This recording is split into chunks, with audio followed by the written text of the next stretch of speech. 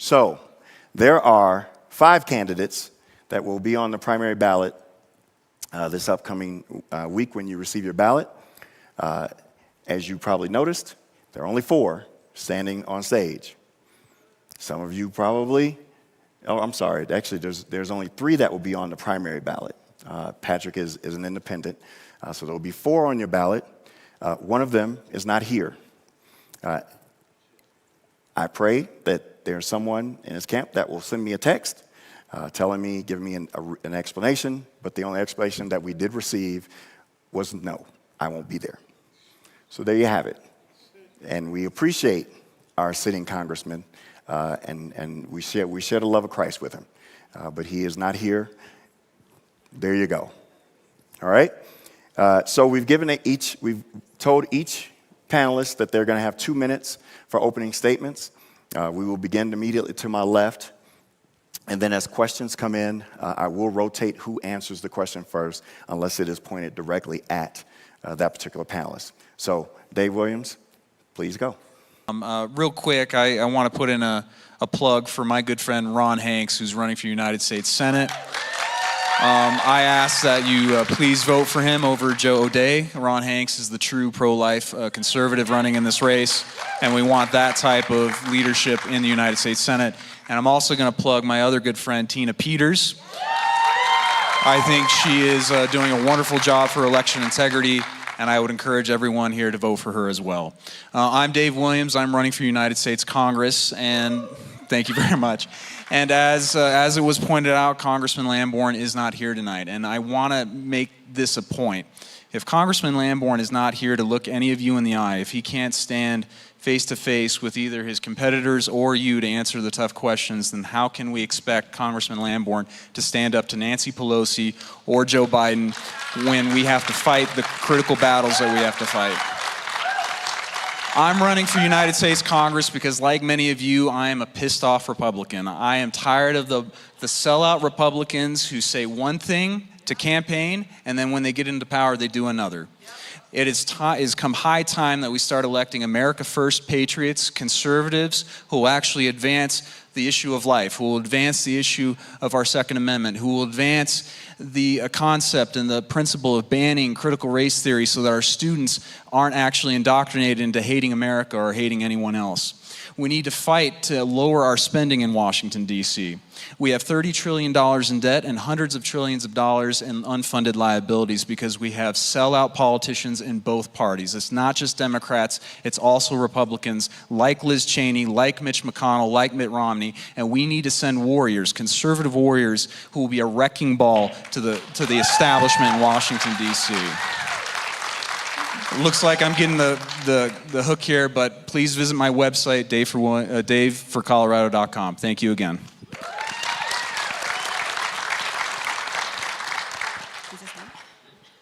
Hello, everyone. My name is Rebecca Kelty, and again, thank you for coming and watching us. This is an incredibly important time in our lives. We are at war. Dave is correct. We do need to elect warriors. I served 21 years in the United States Navy. I worked for decades with the Border Patrol, Border Protection, with Department of Homeland Security, Department of Defense. I worked next to the ICE, FBI, CIA, local sheriffs, NATO during special operations, and the list goes on and on and on.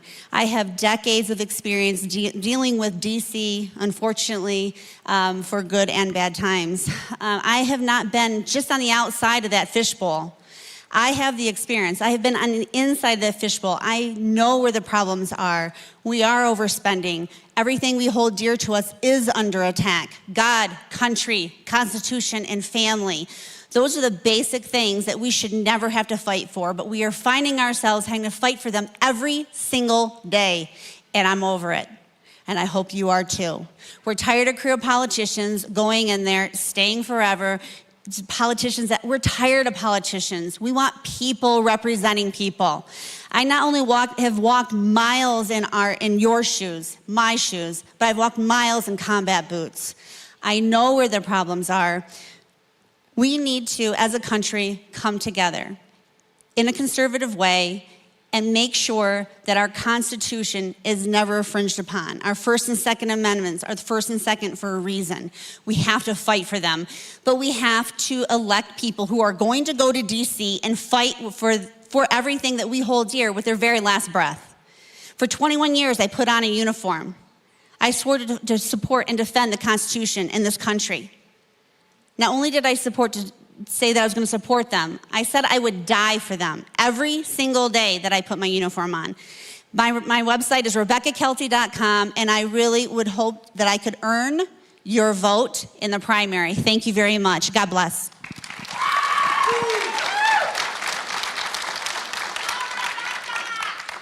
Well done, Rebecca and Dave. I'm Andrew Heaton. I'm not a politician. I'm a businessman. I feel that for too long, we've majored in the minors here as a party. We need to focus on what's important to us.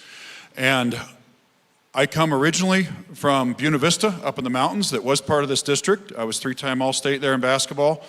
I love the Springs and Colorado. There's just, every time I go to DC or anywhere else for work, I can't wait to come home. And I think a lot of us share that. My background, I run a company called Technium, and we make cell phone equipment. It started out basically cell phone, medium range and short range cell phone and Wi-Fi equipment. Started out as a project in Venezuela helping an oppressed people down there. The Maduro regime was trying to kill off and steal their land, and it turned into a major project. I spent a lot of time working around the world on different charitable projects, including about 10 years in Africa at this point, building schools and other things. I have a heart for this and for this community, and I feel that the major issue, since we're congressmen, we're one of 435 people, we need to pick a major issue that's our issue. And for me, that issue is our military and our veterans in their care. Colonel Morris, who's running my campaign for me, and will go as my chief of staff. General Grange, who's chairing our campaign. And it should tell you something when the incumbent has been there 16 years and has yet to receive an endorsement from a general. And I received 4 in my first 2 weeks, including General Blackwell, former VP of Raytheon here. We need to focus on the issue we have in our district. Stealing your statistic here, 38% of the households in this district have a 100% disabled veteran in them. Yet when we talk to the care coordinator out at the base, she tells us that she has to call Bennett because our congressman doesn't answer. That's wrong. That's something we should get angry about. HeatonForCongress.com.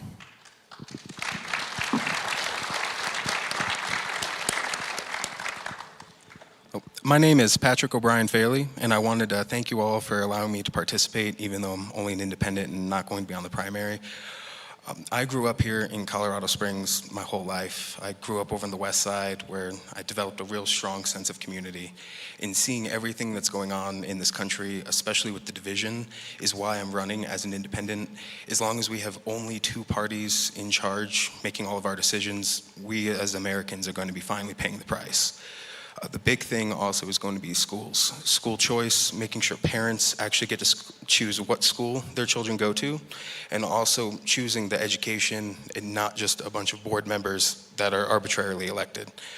We really need to focus on taking care of our families first, and then from there we can start rebuilding the country. But as long as we ignore Americans and send our money, our supplies, and our resources overseas, the problem here is only going to get worse. Another thing with growing up here is seeing how our veterans are treated with their health care is not acceptable. I myself was unable to join the military because of asthma, but all my friends have ended up joining. I've seen several people come back injured, have to wait 7 years just to get into a VA hospital. So I did write on my website, one of the things is anybody who's ever had a combat arms MOS, all their health care does need to be taken care of, complete and free. And all my information is just gonna be right on Patrick Faley for Congress. And thank you very much for having thank you very much for your time and letting me come out.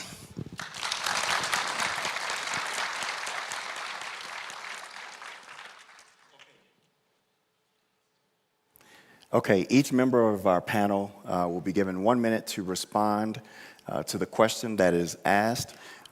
If you'll look down here, you saw a flag waving earlier. Ann Porter is our She's our Vanna White of the flag. And so when she waves the flag, we call that the little hook. If it goes beyond her flag waving, then I am the big hook. Remember the people with guns, I'm just reminding you. All right, and most of you who've been here before, you know that I like funny. And I thought this first question was funny, so I'm gonna ask it. And this is directed at Rebecca, actually, so she will be the only person to answer. And whoever asked this question probably knows I'm about to ask it. All right, please tell Rebecca Kelty that she's the most beautiful candidate up there. Because, you know, she had a lot of competition in that area.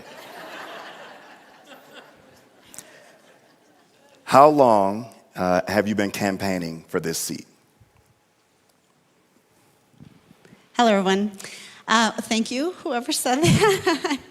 I've been actually campaigning for this position for about 3 years. I started out wanting to learn. I knew in between presidential elections and a midterm, that's when we make our changes. So I decided 2 or 3 years ago to get in to learn how to run. There's no class, there really isn't a class that teaches you everything you have to go through, the blood, sweat, and tears, and the hail hitting you in the head, and all that stuff that's just, it's just hard. And I needed to learn, and I'm all about training. Being in the military, training is key. So I ran somewhat as like an independent. I found a party, and they liked me, they let me come in and be part of it. But what I learned was priceless. It made me the candidate I am today. It made me the candidate that I could say that I would be proud to run with the Republican Party, and I hope that you are proud of me for everything that I stand for and everything that I represent. I am here because of everything that I've gone through, and it's made me strong. All right, because Big Hook For was you. coming. Thank you. Okay, this question is for all. We will begin with Dave, and I'm actually just going to ask the front end of this question because I think it says it all. Do you believe in term limits? If we're going to do term limits, we not only have to impose it on elected officials, but also on judges and also on bureaucrats. If you only put it on the elected officials, then the judges and the bureaucrats are going to control the government. And you don't want that. There have been many instances, especially in the state of Colorado, because we do have term limits, where it's the bureaucrats, it's the executive department, career bureaucrats that control the government, and they just wait us out. You know, when we complain about something that's wrong in the government, they kick the can down the road and they placate all the elected officials until they're term limited out and the problem goes away. So if we're gonna do it, then we need to do it on everyone.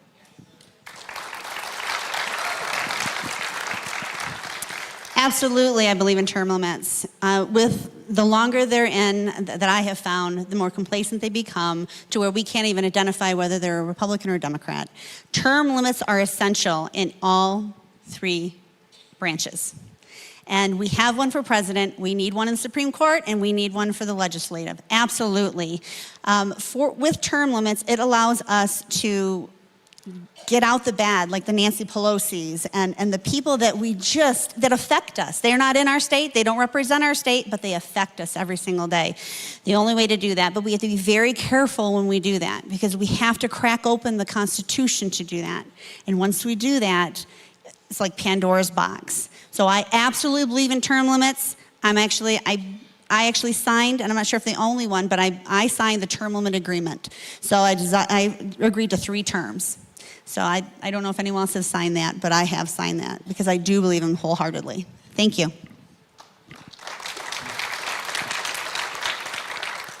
Wanted to wait for your applause to end. Rebecca and Dave, great points. I would go one further, and I would say at the federal level, I believe it should be a volunteer position.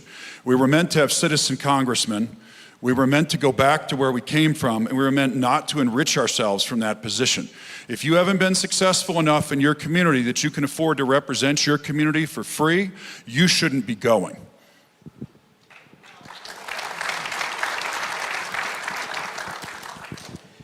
When it comes to term limits, especially in Congress, if you like your representative, they should be allowed to stay, especially if they're representing you. I don't believe that a I don't believe that congressional representatives should actually have a term limit, especially they're only voted in every 2 years. That is essentially a real easy position to vote out. When it comes to the Supreme Court, however, I would support somewhat of a term limit, a lifelong appointment to allow you to interpret the Constitution however you want with no real way of getting you out of the office, I do not believe is acceptable or constitutional. But it would not be a blanket, I support all term limits or no term limits. It would have to be by each individual position on what it was. Okay, Rebecca, you will answer this one first.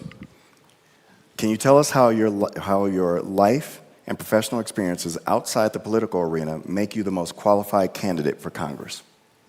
I'm sure. I heard most of it. Okay, I'll repeat. I'm sorry. Can you tell us how your life and professional experiences outside the political arena make you the most qualified candidate for Congress? Absolutely. Yeah, I'm not a politician, so that's pretty much my entire life. You know, my experience in the military and out of the military, working with the agencies that I have been able to work with over decades. I was a junior executive for Ross Perot, an outstanding boss. These are all the leaders that I have served under and with. All the bosses that I have had, I have taken from them the experiences that I think are required for this position. So it's essentially, I've been training for this position literally my entire life. I have what it takes. I know where all the problems are. I worked within the DOD. I worked with all the government agencies, all the branches of the military. I've seen the problems. I can fix these problems, but I need to be able to be in a position to be able to do that. That's why I run today, because I know together I can take your voice, my experience, and we're going to flip this around. Thank you.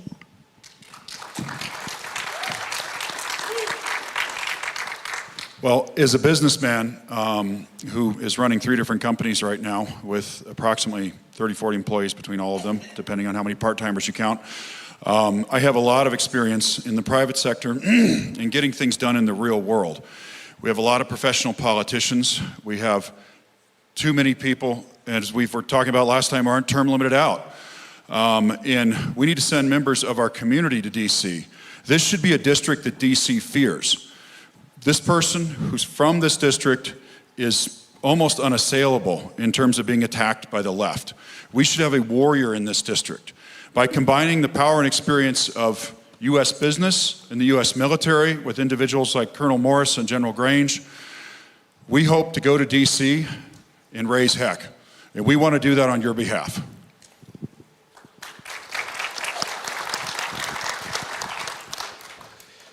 Well, I work a 45-hour-a-week job. I don't own a business. Honestly, I'm going to be the most regular American out here.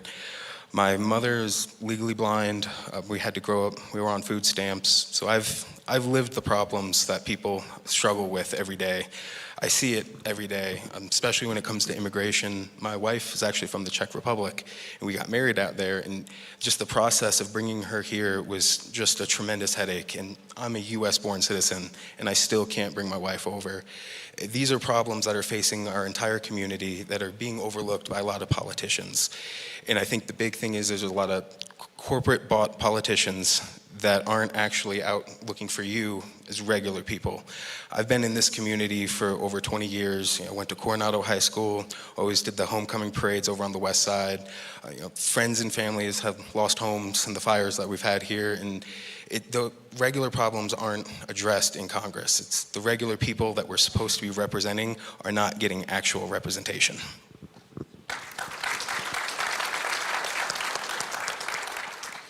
Well, aside from my 6 years in the state legislature fighting for the conservative principles that we all share, I'm also a business owner. I come from the world of small business specifically, and I'm also a father. I'm also a volunteer within the community and, of course, in the church. And I can tell you that I think the heart of the question here is, when can we get more outsiders into Washington, D.C.? There is a permanent political class. There is an establishment that does whatever it can, says whatever it needs to say, and votes however they need to vote to their special interests in order to sell all of you out and take us all for a ride.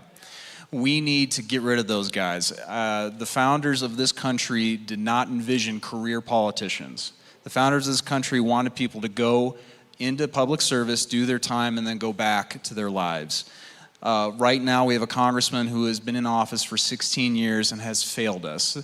There is very little to speak of from the representation we've had here, and that's exactly why we need to send another Lauren Boebert to the United States Congress.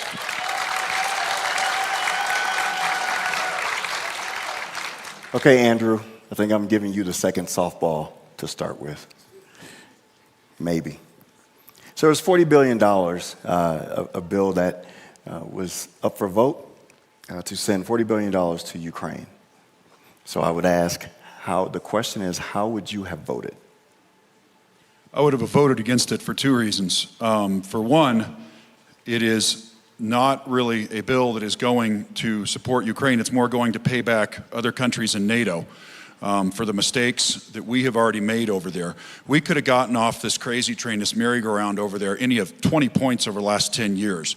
And this is one thing, like I've done business on 5 continents. You know, our military guys work on the campaign have similar experience, greater experience in many ways, and most ways actually.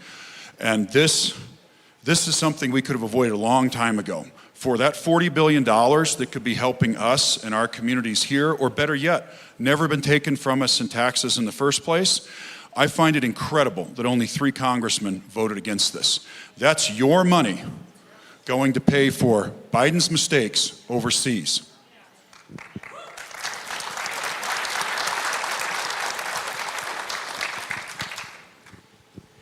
I absolutely would have voted no on the bill. It's a European war that we're being dragged into yet again.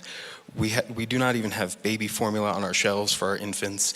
Gas prices are $4.50 a gallon in some areas. This money needs to stay at home. It needs to be taking care of Americans. $40 billion could do wonders when it comes to school security.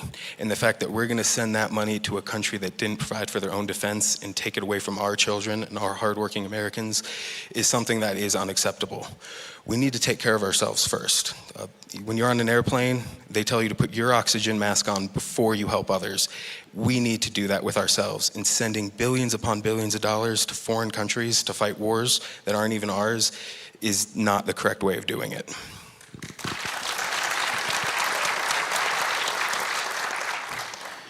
I would have voted no. And ladies and gentlemen, this can't be understated. This was a $40 billion boondoggle that Joe Biden wanted to get passed and passed quickly. Thank God that Rand Paul in the United States Senate held it up a little bit, but the fact remains is that we had Democrats vote for it, and unfortunately a majority of Republicans vote for it, including our congressman here in the 5th District, Doug Lamborn, and shame on him, because we do have a border crisis at home here in America. We have a problem with inflation. We have a problem with vets in our military not getting the treatment and the care that they've earned. That's not America First, and we should be electing America First candidates who are not going to send our precious dollars that we don't even have, this is our children's dollars, overseas to foreigners and not helping our own. Shame on our congressman. I would have voted differently.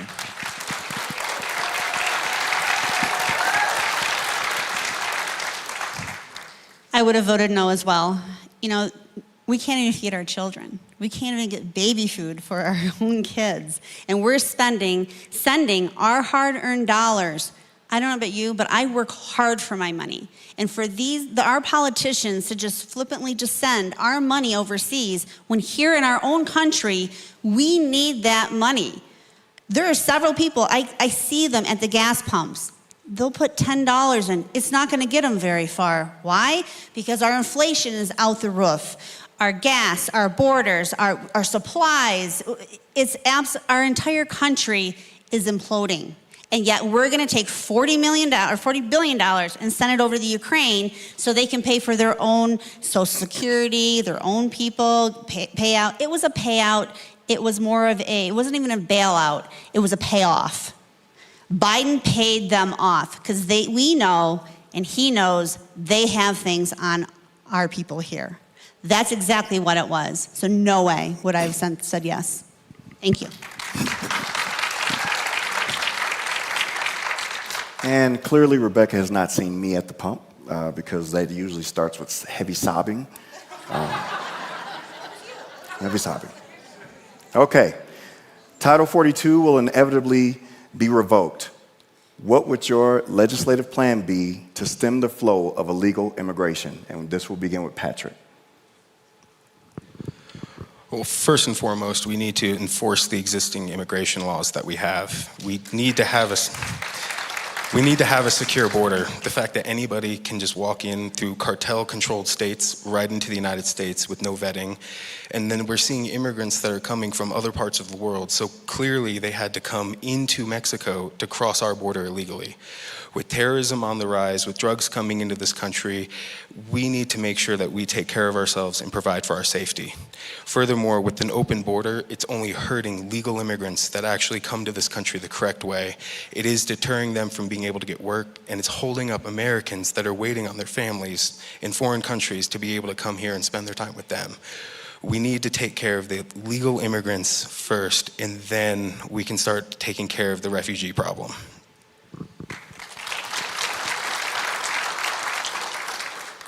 We need to absolutely enforce the current laws. We need to secure our borders, but most importantly, we need to get rid of the globalist politicians who are in office right now, opening up our borders, undermining our national sovereignty, and giving away our money and our resources to those who are not legal citizens. When I was first elected, I actually cut my teeth on the issue of immigration. I ran a bill in the State House that made it a possibility for anyone that was a victim of illegal immigration to sue the actual politicians who created the sanctuary policies that we have to deal with.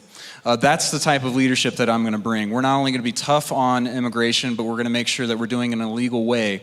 And that's why Michelle Malkin has endorsed our campaign, and that's why Michelle Malkin has come out against Doug Lamborn, because Doug Lamborn has actually funded sanctuary cities. He's actually voted to allow guest worker visa programs that take away American jobs. This isn't the type of America that we should be seeing. That's why we need to elect America First conservative warriors, and I'm your man. Ben, can you please repeat the question? I really, if you could repeat sorry. it. The reverberation messes with my military ears. Sorry, guys. Okay. Well, that was my next question. Jeez, they always do this. But yeah, what would you do to illegal immigration? Oh, what would I do Title to stop 42. illegal immigration? Thank you very much. Sorry, everyone. My hearing is not like it used to be in my 20s. I can tell you that. Illegal immigration. It's a problem that we have had for a very long time. My mother was actually an immigrant. She came from Germany. She did it the right way. Matter of fact, she wouldn't even teach us German. She only taught us English. She goes, "You're an American," in her broken English. "You will speak English." Today, my German is horrible. But to stop our illegal immigration, we must first close our borders. We must stop the flood in through our borders, because until we do that, it's never going to end. It's just not going to. We have to get a grip on that. Once we do that, we have to reform our immigration policies to allow people who actually deserve to come here, who actually can make their own way and be here as successful citizens. And we do need to also deport the ones that are not worthy of our country. This is the greatest country in the entire world. They need to deserve to be here, and if they're not going to, they can go back. Thank you very much. So my mom passed a few years ago, and my dad remarried a few years later, and my stepmom, who I'm very close to, is from Colombia. But she did it the right way. She was so proud when she became an American citizen, got to wave her little flag that they gave her. It was a very exciting day for her. This has become the largest profit center for the cartels. Larger than drugs, larger than anything else. It causes untold human suffering. Girls above the age of 12 take Plan B before they cross the border because being raped is part of their payment. This is a horrible, horrible atrocity in our age that Democrats are allowing purely so they can get more votes. One thing that I've done that nobody else has done in this race is I've sat down with Mark Morgan, Trump's director of Border Patrol in D.C. for 2 hours. I'm seeing him again in a couple weeks when I go back to D.C.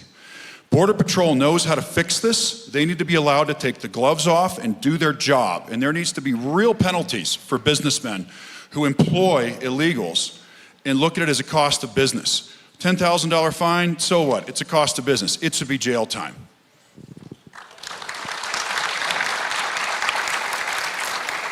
Okay, this stinks because I feel like we're just getting warmed up. But this will be our final question.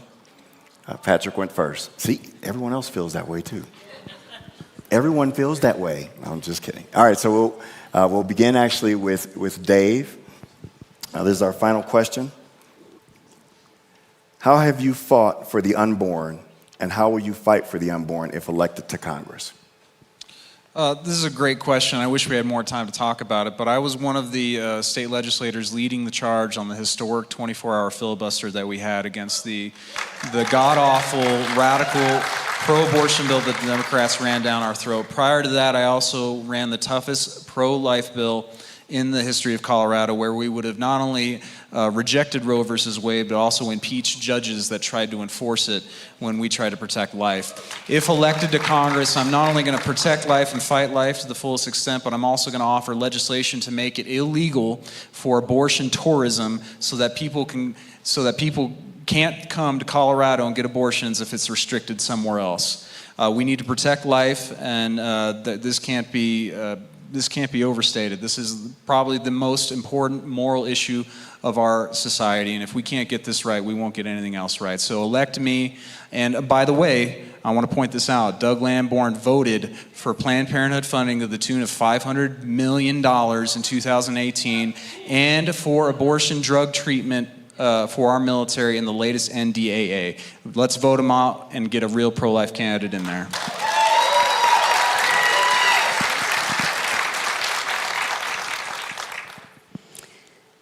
Abortion is one of the most tragic things that we have in this country that we have to deal with on a daily basis. I have protested, I have done petitions, I have prayed, I have walked, I have ran, I have done fundraisers. There's nothing that we shouldn't do to protect the life of our unborn. They're the ones without a voice. We need to be their voice, because they can't. So every single day, pray, but please have an action, because without that action, nothing will get done. And I am about action. You know, okay, I thought you said that. Sorry. Without that action, our unborn will continue to be murdered every single day. Murdered, because that's what it is. Please help us fight. There's actually several organizations that we have on our website that you can find and help with. Thank you very much. So I would say, I think pretty much everybody in this room is probably pro-life, and everybody on the stage. I would go a little further, though, and say that's just the beginning. If you really want to stop the killing of the unborn, you have to give these young girls options. My father and uncle founded the first Pro-Life Action Committee in South Florida. Dan Quayle visited that when I was 9 years old. I have a picture with him, my little red afro, when I was 9 years old with Dan Quayle, because he came down to compliment what they had done. My uncle later came out here. He worked for Billy Graham's daughter and son-in-law at the time. He retired here with Focus on the Family as one of their psychologists. This is a big part of my family history and heritage. But it's not just enough to say, no, you can't do that. You've got to give them options so they don't feel that they have to go out on the street and other places. You have to put your heart and your hands into action to give them real options.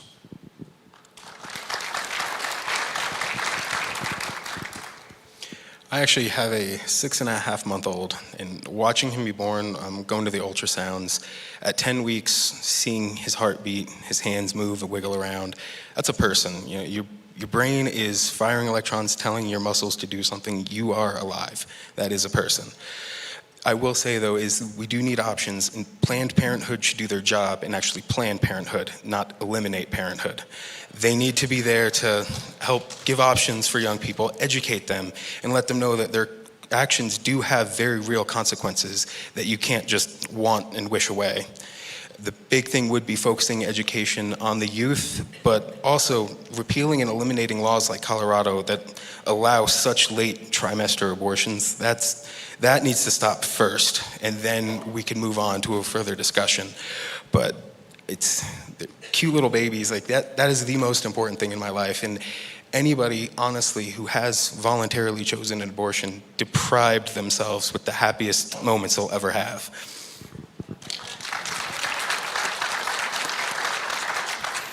Okay, panelists, thank you. Please give them all a hand.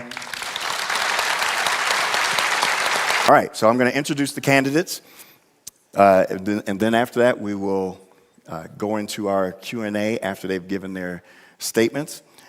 Directly to my left is Lindsay Moore. Lindsay is, I do not recall giving permission for that. So Lindsay is running for Commissioner District number 1. Next to her is current Commissioner Holly Williams, also running for Commissioner District 1. And next to Holly is Ryan Lucas, also running for Commissioner District number 1. The other primary ballot is that'll be on your ballot is Commissioner District 5. Good grief, they're both wearing blue shirts. All right, so the first blue shirt with the silver gray fox hair is David Winnie. Next to David is John Jarrell. And rounding us out is Janet Turner. When I begin asking questions, the first question, again, if it is for all of you, I will ask it generally. Every one of you will answer the question. Remember, we're on a time limit here, 1 minute per answer. We will begin with Lindsay on the first question and just go to our left, and then I will begin to rotate who answers the question first. And Dave Winnie has a question? 2 minutes for opening statements. Nope, not skipping it. I want to lay down the ground rules first. Lindsay, 2 minutes. Take it away. Good evening, everybody. Thank you for being here. My name is Lindsay Moore. I am a God first, Constitution second, fearless fighter for our constitutional freedoms. I have spent the last 2 years working everywhere in our county to free our kids, to free our county, and to keep it open and safe. I am a currently serving National Guard Family Readiness Group leader. I am a highly trained and skilled administrator, as well as an individual who worked at the State House with our fabulous Fighting Seven. I know what it takes to run the county commission. I understand how the legislature and the county works together to complete this job, and I will stand and fight for you. We will not close our county on my watch. We will not send our kids home from school on watch. We will not mask up our children, and I will not close your small businesses. So my number one goal with this job is to put our Constitution first and to put your voice back in that seat of the county commission. We have spent the last 2 years under a tyrannical rule of a government who refuses to listen to the people. I refuse to do that anymore. I will put your voice back in that seat where it belongs. And my name is Lindsay Moore. I am running for County Commissioner District 1. Vote for me.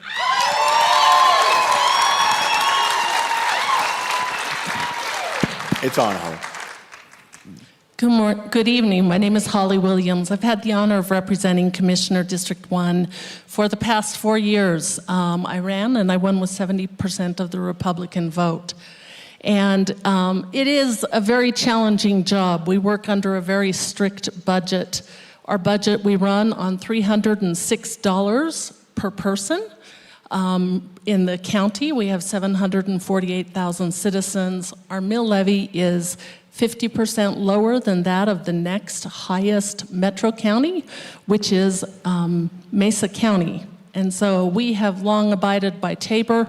We've followed those restrictions. I had a few honors in the past 4 years. One was to stand up and fight Chicago Democrats at the national level who wanted to declare gun violence as a mental illness.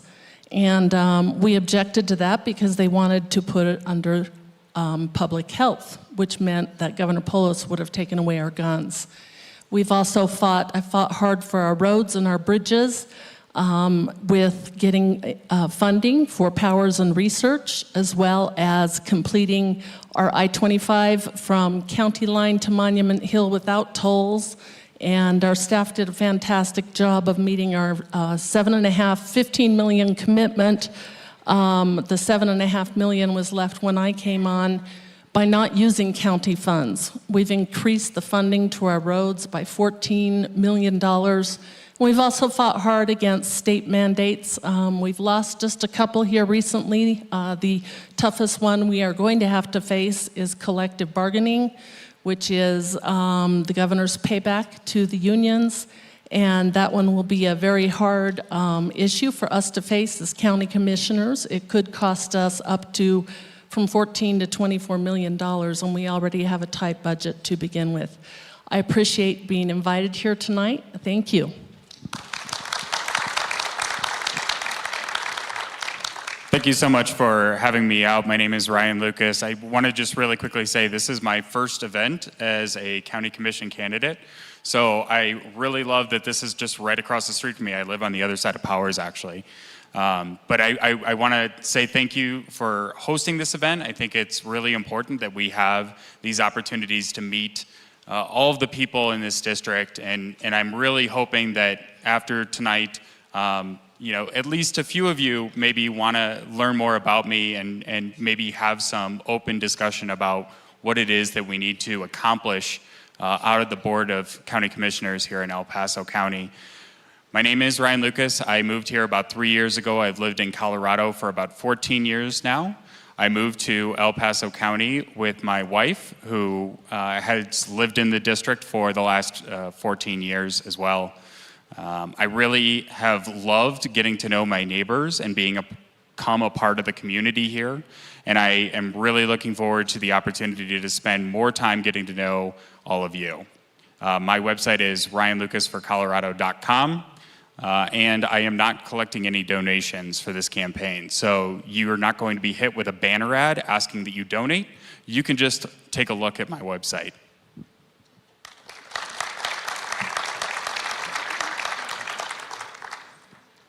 My name is David Winnie, running for County Commissioner District 5. When I took the oath of office, when I entered the Marine Corps at the end of the Vietnam era, to defend our country, I promised to defend the Constitution against all enemies, foreign and domestic. I've never been relieved of that oath of office, so that's what my life is still all about and dedicated to. When I considered and thought about, talked about it, and prayed about running for this office, I've come to realize that we have people that are in our office that have really good intentions, but that's not being done. And big promises are made for campaigns. You know, I hate politics. People known us for 30, 40 years, said, David, I didn't know you're interested in getting in politics. And I said, I'm not. We used to have statesmen in this country. Now we have politics. Poly means many, and ticks are bloodsuckers. And we have way too many bloodsuckers in office that they're stroking us over here with good speeches, and they're sucking our blood over here. Now, we have somebody in office right now that has promised at 2018 to lower the crime in her area, and it's gone up. Colorado Springs is listed in the top of the most dangerous cities in the United States right now, and promised to defend businesses and help support businesses. Well, tons of businesses have gone out of business. How's that if you're defending business? It's because we have government mandates which don't even exist in law. And so we have to fight to uphold the Constitution, and we need to fight to serve the people in this county. And that's what I'm all about. My name is David Winnie. My website is davidwinnie.com, and I'd love for you to call me. My phone number's on there. My phone number's on my cards. So you're welcome to call me if you read up on me and you have any questions. Thank you.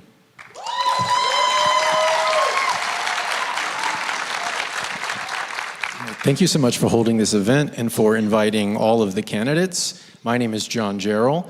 I am a local political activist. I am a librarian. I am a student of history and economics. And I am a homeowner here in El Paso County. And I am the Democratic Party's candidate for County Commissioner District 5. Now, I think a lot of people, they're not interested in the county commissioner races, and I think there's two primary reasons for that. One is that a lot of the people who are in the know that the Republican insiders who have controlled the seats for their entire 50 years of existence get to draw their own boundaries. And so essentially the position, this is probably the one thing that David and I will agree about, so they essentially get to just choose who is going to sit on those seats. But I think the other reason why is people don't realize the important role that the Board of County Commissioners plays in the future of what our community is going to look like in our development. But I know that this particular seat, being entirely within Colorado Springs, is winnable for the Democratic Party.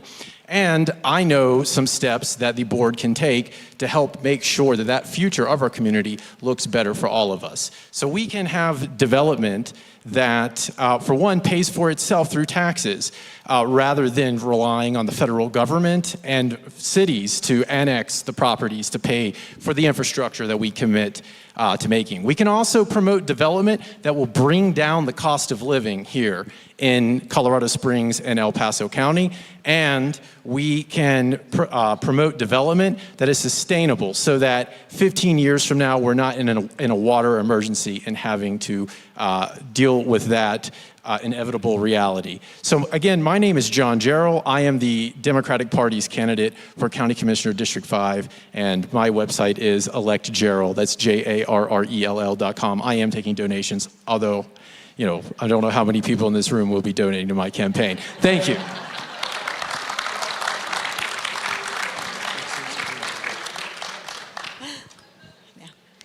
My name is Janet Turner, and I'm very new to all this. I appreciate being invited here. I represent the Libertarian Party. Yay! We have a table out there. You can read our platform at lpcolorado.org/platform. I think that the Libertarian Party is overlooked most of the time.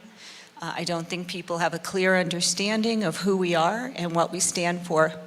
I moved to Colorado in 1999. I left Massachusetts, where I graduated college, and I was tired, and I took a 23-day motorcycle ride around the country, and I discovered Colorado, and I cried as I rode my motorcycle out of the state back to Massachusetts. That was in August, and in October 16th, I vowed that I would move here. And I packed up, gave away everything I had, 3x5 U-Haul, my motorcycle, a mattress, and some boxes, and I moved to Colorado. I moved to Colorado Springs about 3 years ago after selling my home in Arvada that I made a boatload of money on, thank you.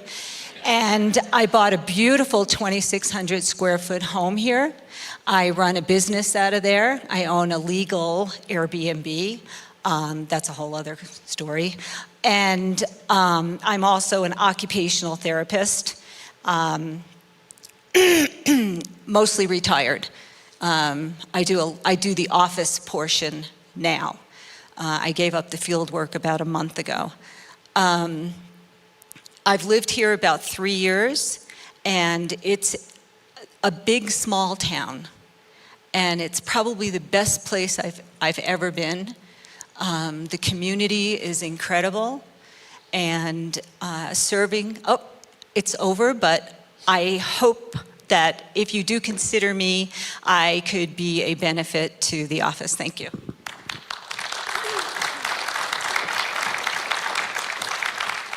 Okay, they came loaded for bear. I did want to point out that we did invite every candidate for both commissioner districts.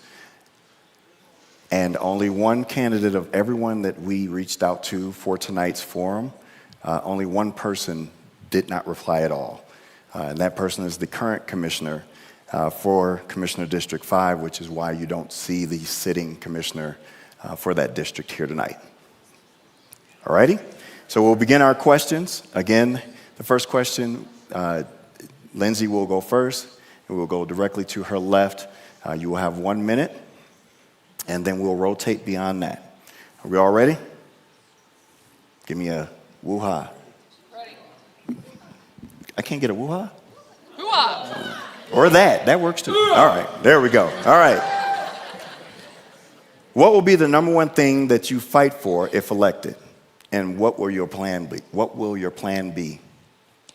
The number one goal for me is to put your voice back on that board of county commissioners. And that means we're going to cancel that Dominion contract. We're going to put election integrity number one, and you will be the priority. We will not sit on that commissioner board and have the county carousel of jobs where we have a commissioner who has a clear conflict of interest when her husband works for the ballot printing services and Dominion contracts, my friends. We will not do that. We will get rid of it, and we will put your voice and make sure it counts back on that board.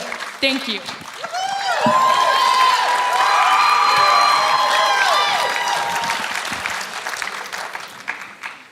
First of all, I'd like to make a clarification. My husband is a senior advisor with Runbeck. He's never worked for Dominion. And so I would correct the record on that point. My number one priority remains still the same priority I've fought for 4 years. We have got to get more money into our rural roads. We are also, as we urbanize, our county is growing faster than the city now, and we must get, because of that growth, we need to find a way to get more public safety out onto our rural roads. And those are the two areas I'm most concerned about. They're the two areas I receive the most complaints about, is how are we going to get our roads fixed? We have the lowest tax rate amongst, I already told you, our mill levy is only 7.6, but when people move into new neighborhoods, they are paying for their roads and they are paying for their developments. They're paying a 65 mill levy. It's the older neighborhoods we need to concentrate on. Thank you. Ryan? Ryan, just 1 second. Okay, I get there's a lot of enthusiasm in the room. We have 3 cameras. There are 2 in the middle, and there's 1 there. If you have a sign, we're asking if you are sitting anywhere beyond those cameras that you not hold up your sign. If it continues, I love you all so much, but I would hate to see what the people with guns do when you won't stop holding up your sign. So when you hold up your sign, you're blocking the cameras, and it's not allowing these lovely people to be seen. They got all dressed up to be here tonight. So let's keep the signs down. All right, Ryan, take it away. Especially during COVID quarantine. I mean, this is very dressed up for me right now. I'm usually wearing, just like pajama pants throughout most of the day. I would say that, this is something that I think Holly and I are agreeing on. Roads are critically important, infrastructure is critically important, and it's a key feature of the Board of County Commissioners to make sure that we have great infrastructure for our continuing to grow communities.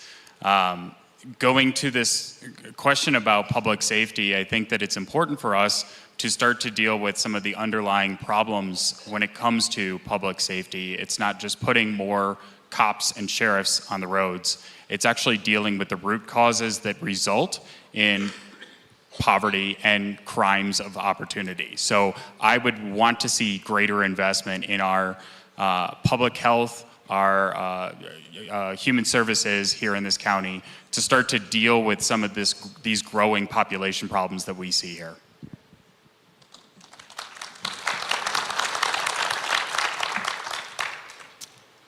I'm going to follow a little bit of the lead of Dave Williams because when we're talking about public health and public safety, I'd like to give a shout out to someone who's a real coroner, which is Dr. Rayanne Weber, who needs to be voted in, that will not lie to us and take down all kinds of, hand down all kinds of policies and that are closing us, closing our schools, closing our business, and killing our income, and on and on. That came out of the coroner's office, believe it or not, and it came out of the Board of Commissioners because they abdicated their responsibility to Dr. Leon Kelly to do just that. And then I'll give a shout out to Todd Watkins, who will be a real sheriff that will straighten up this sheriff's department. And then But beyond all that, all these policy things, they're important. They're number one. All of them are number one. Let's number one. They're all number one. But you know what we need to do? We need to get our elections back. They are our elections. They're not the government's. Thank you very much. So my top priority is going to be to make sure that we're building housing in the county that people can afford. So it's a really complicated topic, and I don't want to get too far into the weeds. So it all starts with House Bill 21-1117. That's a little bit of a joke, but no, there are some steps. A single, I would maybe be the single Democrat on the board if I were to get on it. But there are some steps that you can take working with the other commissioners to get compliant with that particular bill so that in the future you can require developers to build a certain amount of attainable housing, as the county master plan likes to call it. And then once we take those steps, then we'll kick it back to the voters and see where you want to go from there.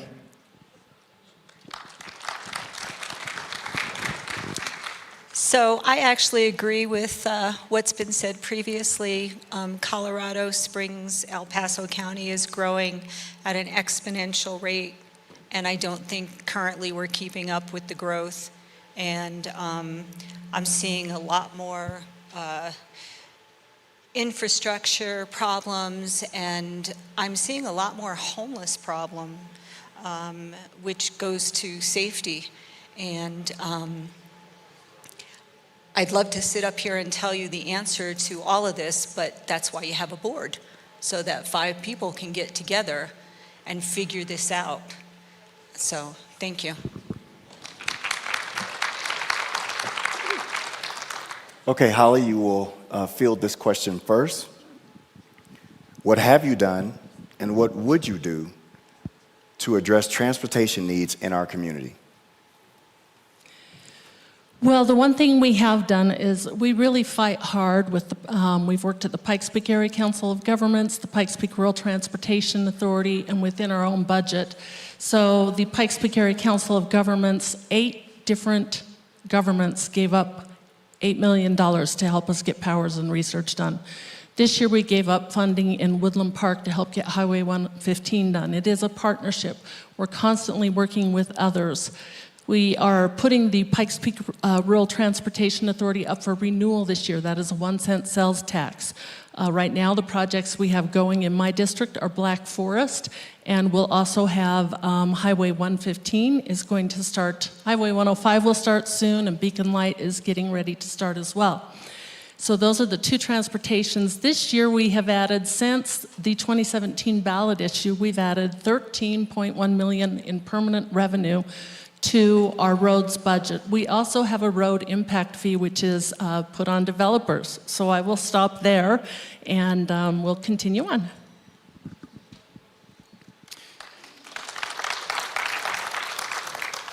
So one of the things that was most frustrating to me when I first moved to Colorado Springs was that I had to actually purchase a vehicle to move to Colorado Springs. It was impossible for me to use public transportation up here on the north side.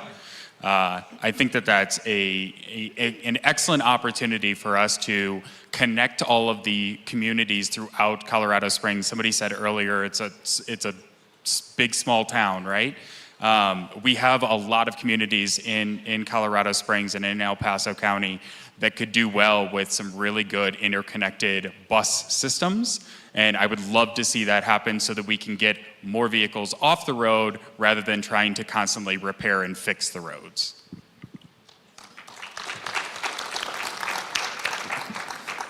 Well, obviously, I haven't been in office yet, so what have I done to improve that? I have actually been very mindful recently, noticing while I go to these Board of County Commissioner meetings, when I'm out doing my cardio walks, I'm noticing that it seems like, and maybe I need to sit down with some folks in the Board of County Commissioners and get some answers about this, but I've started to document all kinds of projects that are being done that don't need to be done, and I'm scratching my head. So I would invite you in your own neighborhood to look at some of that in the same. What infrastructure are we actually doing that's not needed?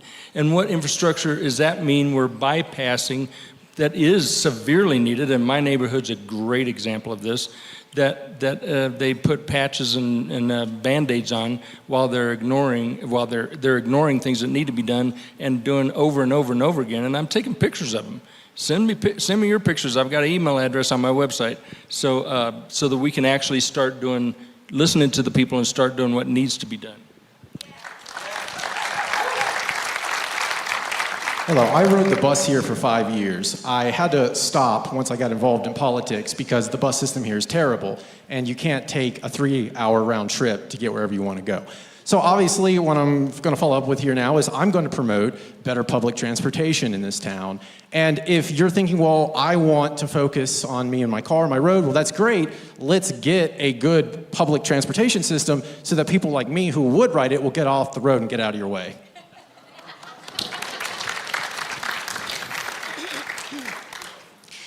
So I work in Denver, and I truly appreciate the work that's been done on I-25 going up to the corridor. However,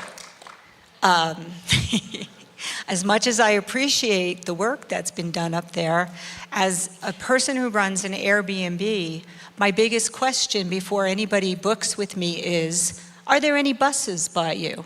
Sadly, I have to say no. Are there any trains connecting one place to another? Sadly, I have to say no. The only way to really get around in Colorado Springs is to have a car. And that's sad. And I did some research, and in Utah, Salt Lake City, they have lower transportation tax than we do, and they have less people. And yet their transportation system is just incredible. It's probably top in the country. I haven't totally researched that, so give me a break. And my 2 minutes are up. Thank you. Lindsay. Thank you. So I will tell you that I've spent a lot of time on the ground with the people. I've spent a lot of time walking and talking to a lot of the folks around the county. And you know what I hear? A lot. That our infrastructure is crumbling. We don't have commissioners who are using forethought to think about what's going to happen in 15 years, what's going to happen in 20 years down the road. We are not fixing what we currently have before we continue to build faster. And we don't have a transportation system that services the people. And frankly, the people are tired of taxes. The people don't want to be taxed more for roads because the roads they drive on aren't being fixed. So it is time we find out where our tax money is going so we can find out where we should apply it to our crumbling infrastructure first. Secondarily, we have a lot of intergovernmental bureaucracies that are preventing a very well-run system. And there are systems we can put in place to make sure that we have a transportation system that services the people better than we have now. Thank you.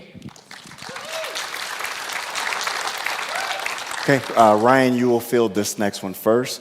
If you guys want to really know how to fix transportation, I say just lock everybody down again, so I can be on powers with just 4 other people like I was during. That was great. I'm kidding. All right, Ryan. Would you support measures to make El Paso County a sanctuary county for the unborn, prohibiting abortions in the county? No, I would not. Take it away.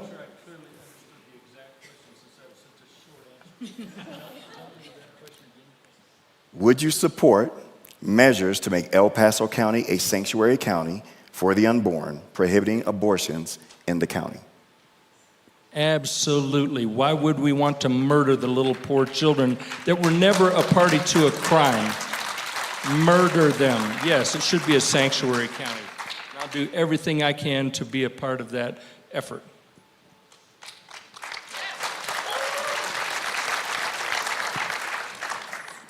You know, this is a really complicated issue, and I'm not going to say that I think anyone should take abortion lightly, but I will say this. Not only would I not support us being such a sanctuary county, but if I were to get on the Board of County Commissioners, I would make sure to do everything in my power to prevent the county from trying to subvert Colorado's abortion laws and prevent people from other counties that don't have easy access to the medical care, or people from other states on our border from entering our county and getting that medical care.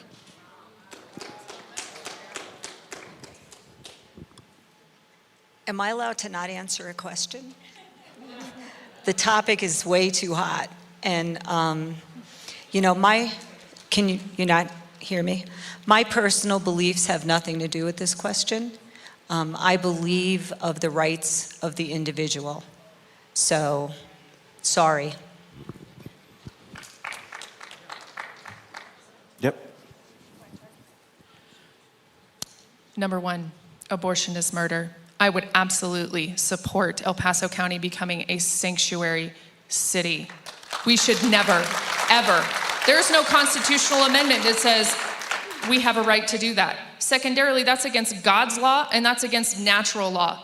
We should never, our state legislature is an absolute abomination when they passed that bill recently and made Colorado a home state to kill your baby whenever you so please. I am sorry. We will protect life at all costs, and I will do everything in my power to protect your children. As a matter of fact, I have spent the last 2 years fighting for our kids in every way possible. I've been at school board meetings. I've gone there. I have fought against CRT. I fought against SEL. I fought against unmasking. I fought against vaccinating our kids. I will do everything in my power to protect your children. Thank you.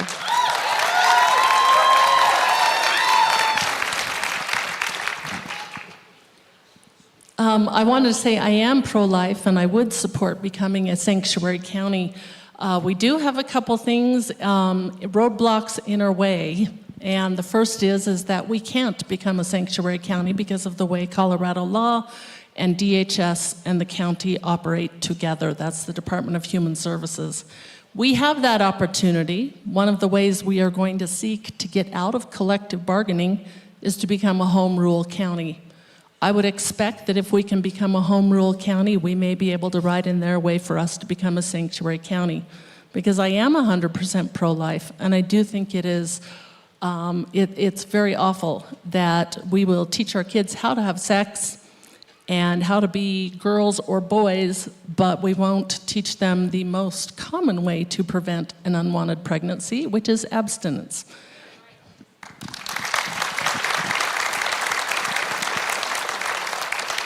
Okay, I'm going to try and craft this one.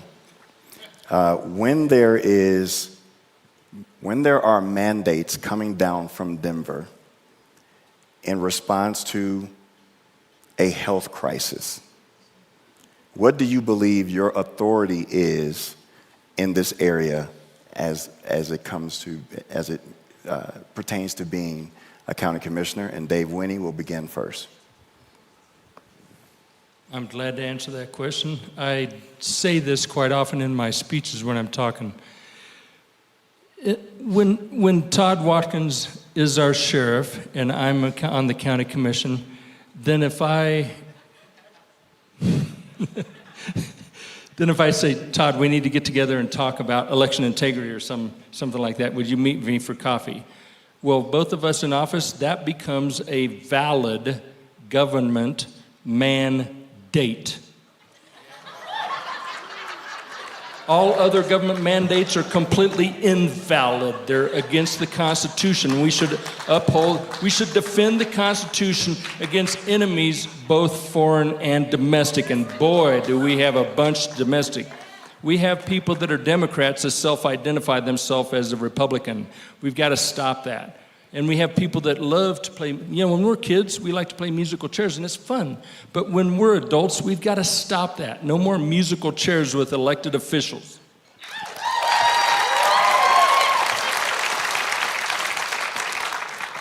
All right, so the mandates didn't work. I think we can all agree on that. And so what I would ask from our community, if something like COVID-19 were to happen again, is that we take personal responsibility. You know, that term that gets thrown around, personal responsibility.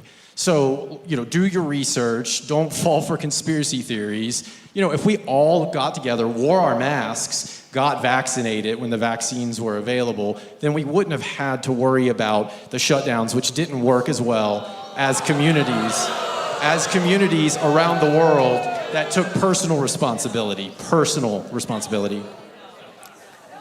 Okay, Janet, you already know what's coming. If you've been here before, I love you. We are not booing, hissing. We're not throwing things. Please don't throw anything because you may hit me. And no. So if you have an issue, you can take it up with them at their table after the forum. But please do not boo and hiss and shout out things at the people on the panel. Thank you. Janet, go ahead. Thank you.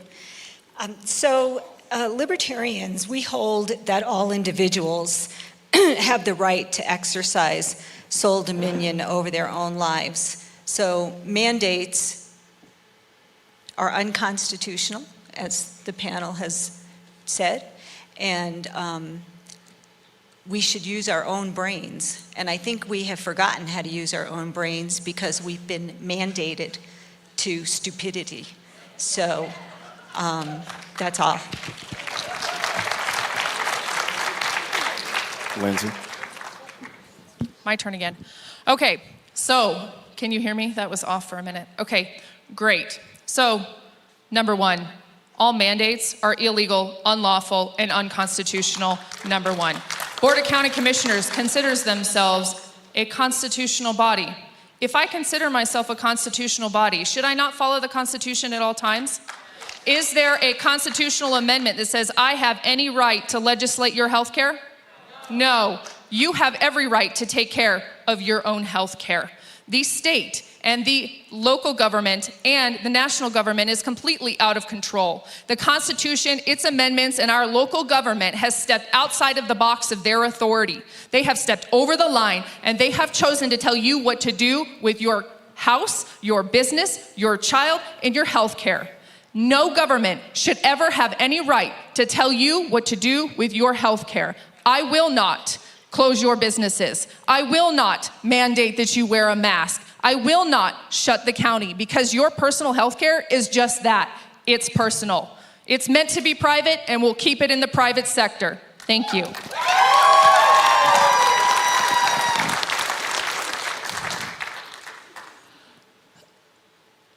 I wanted to talk about, first of all, just a few things. So I take my oath to the Constitution very seriously. I also take my relationship with my God very seriously. The county is an arm of the state government. We are hoping by becoming home rule that we are no longer an arm of the state government. The Department of Health is an arm of the Colorado Department of Health. It should be said that Governor Polis shut down our county. Our employees were fantastic. Within a week, every employee was working from home, including the Department of Human Service employees who have to have access to 8 separate private databases. They were all working from home. The county did not miss a day of business like other counties did. Our employees now come back to work if they want to, but the ones who perform, they work from home. And then also at the same time, we fought to open churches first, and then we fought against the vaccine mandate because under no circumstances should the government be forcing you to have a vaccination.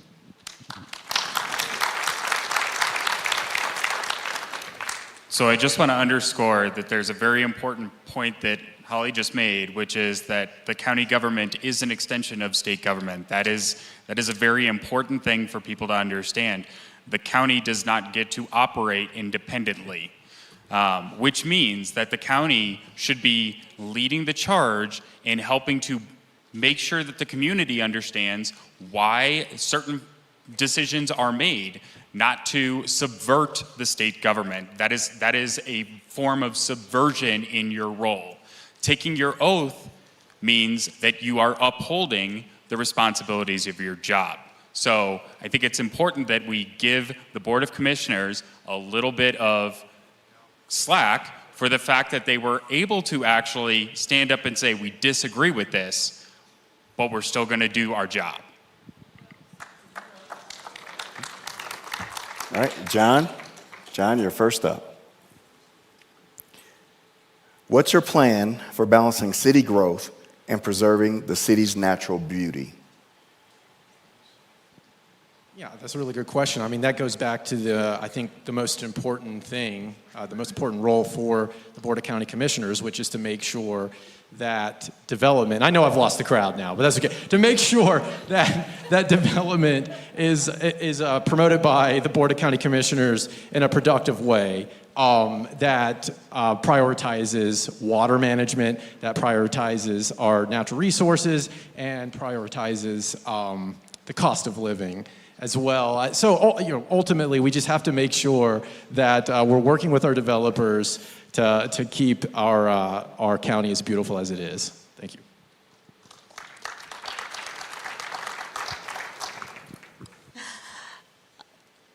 I haven't a clue.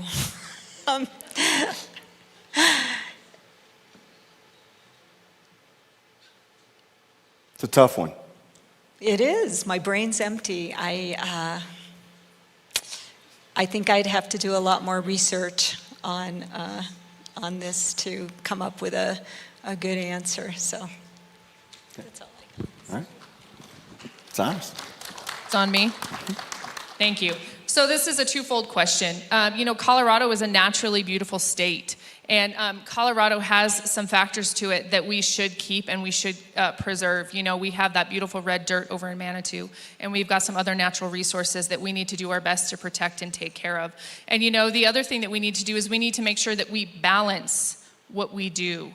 We balance our building, we balance our developing, and we balance our water use. And Colorado is a semi-arid climate. The other thing that you guys can do to encourage to keep its beauty is to plant lavender and natural plants that live here in Colorado so that they can flourish and thrive in our environment without using all of our resources, all of our water. And so we have to balance what we do when we build, and we have to encourage those who are building appropriately and doing the right thing, using our resources the right way, respecting what we have, and keeping it for future generations. And that goes along with having commissioners who are thinking about 15 years down the road, 20 years down the road, and not being reactionary. Thank you.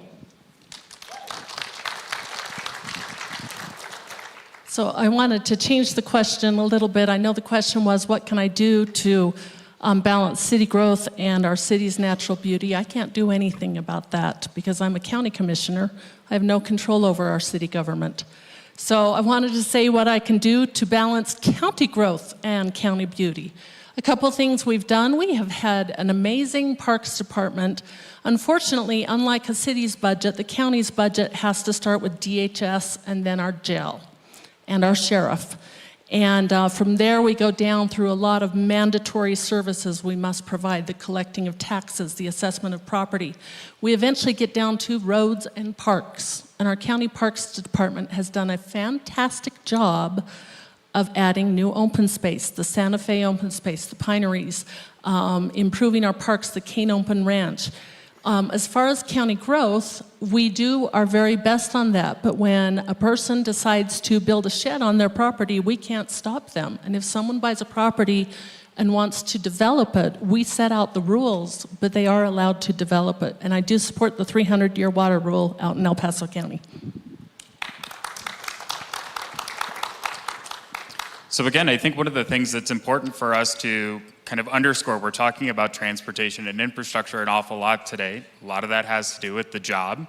But going back to this question about how do you improve or how do you support the beautiful scenery in Colorado Springs and in El Paso County, all of these things are all interdependent, right? That comes down to things like making sure that you have public transportation in play so that way you can decrease carbon emissions, right? So that way we can keep our nice, healthy green spaces. It means when we're building out new communities that we have a reasonable way to get from one community to another, so that way we don't have to build 4-lane highways all throughout Colorado Springs and El Paso County, right?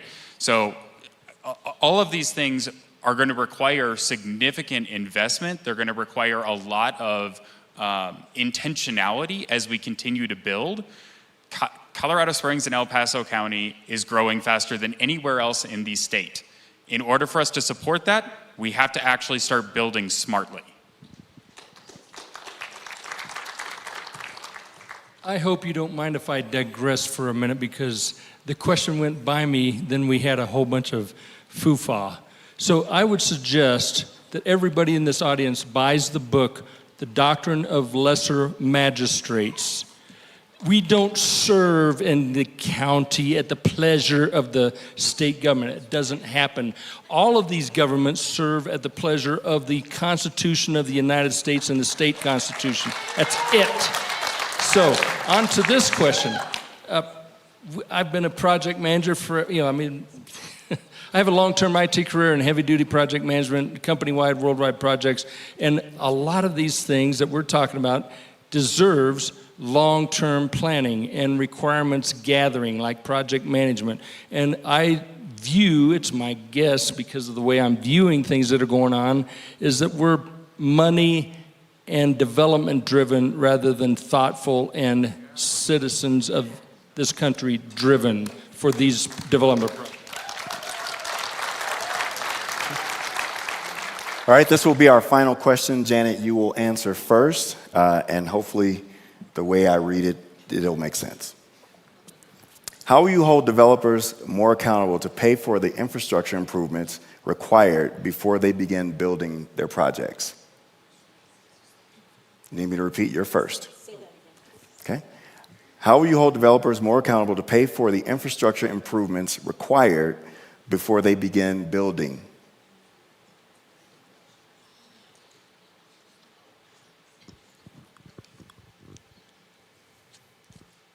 Well, first thing I want to say is I've done some looking into the commissioners and what they've been doing, and they have not been doing a terrible job. Everything's not falling to crap here. But these questions, like this one, are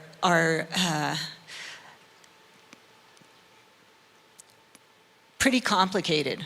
And I just don't see how you can sit here and come up with an answer off the top of your head without really knowing the question beforehand and researching it and seeing what's been done and how you move forward.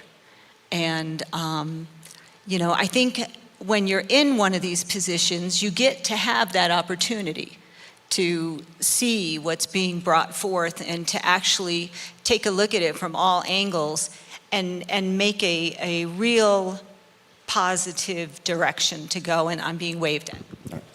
Lindsay? Thank you. Can you repeat the question Yep. one more time? I didn't delete it this time. All right. How will you hold developers more accountable to pay for the infrastructure improvements necessary or required before they begin building? Thank you. 30 seconds or 1 minute is not enough. But this goes back to having county commissioners who actually care about what the people care about, who are working for the people, not the politicians, who are working for the people and not the builders. You guys, I'm not endorsed by builders. I haven't taken money from builders. I'm endorsed by you guys. You guys are the ones that fund my campaign, and you guys are my first thought.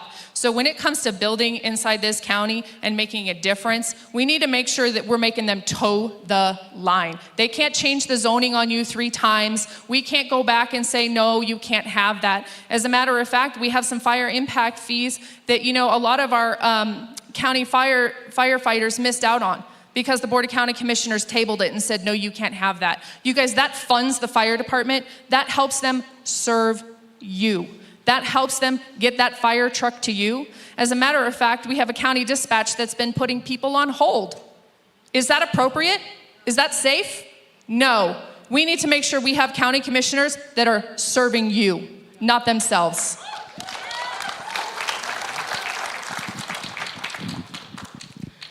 So as far as, we have several things already in place that hold developers accountable. The first thing is our road impact fee. That is based on how many more cars they're going to put on the roads that are already in existence. The second thing is we do have a special district policy set out by state statutes. It charges 65 mills. Most of your school district mills are around 40. So that's 100 mills when you buy a new house. And the third thing that we have, I'm sorry, I lost my train of thought there. Oh, on fire impact fees. The problem with a fire impact fee, if you charged a fire impact fee in 2008 and the economy crashed the next day, that fee, that contract between the fire department and the developer is way underfunded. The fire departments need to negotiate with the developer on what kind of equipment they're going to need in these new developments. But finally, there are many different ways within state statute that I would like to discuss with the individuals in my district, local improvement districts, different ways to use sales tax to fund these projects, because our neighborhoods, Glen Eagle, Woodmore, Paint Mines, Colorado Center, they're all suffering from bad roads.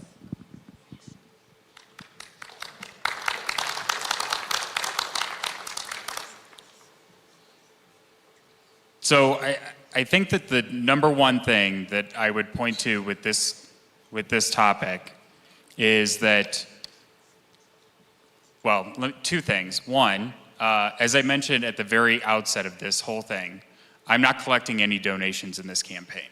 I'm not fundraising at all. That includes no developer dollars. It also means no community interest groups. It's between us. I'm running to represent you all, and we're not going to agree on everything. There's no chance that we're always going to or ever going to agree on everything, right? But my job here is to come here and listen.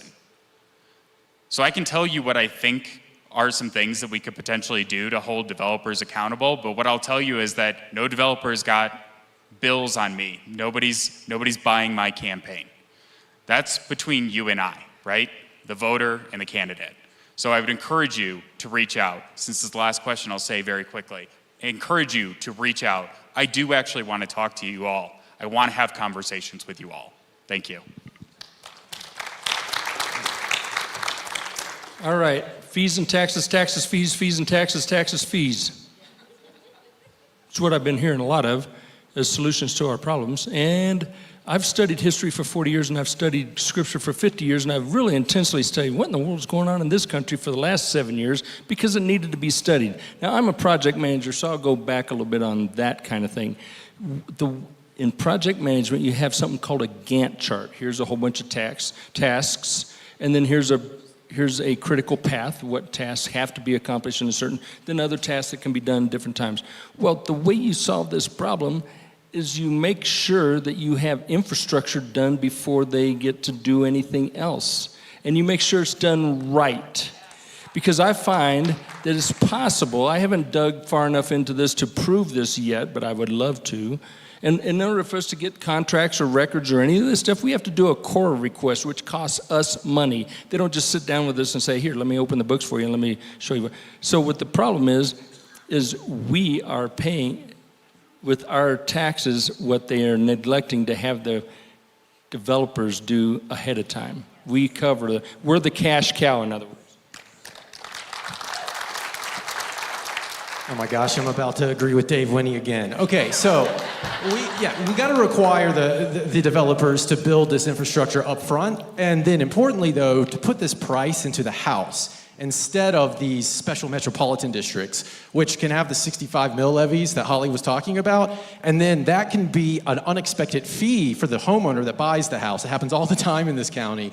And then that debt that they owe, because the developers they funded the infrastructure through debt, that debt can have an 8%, 9% interest rate. Let's bring that interest rate to the mortgage so that the people that are going to pay for it anyway can pay for it at a 3% interest rate instead of paying the developers themselves, because then they sell themselves the debt. Look it up.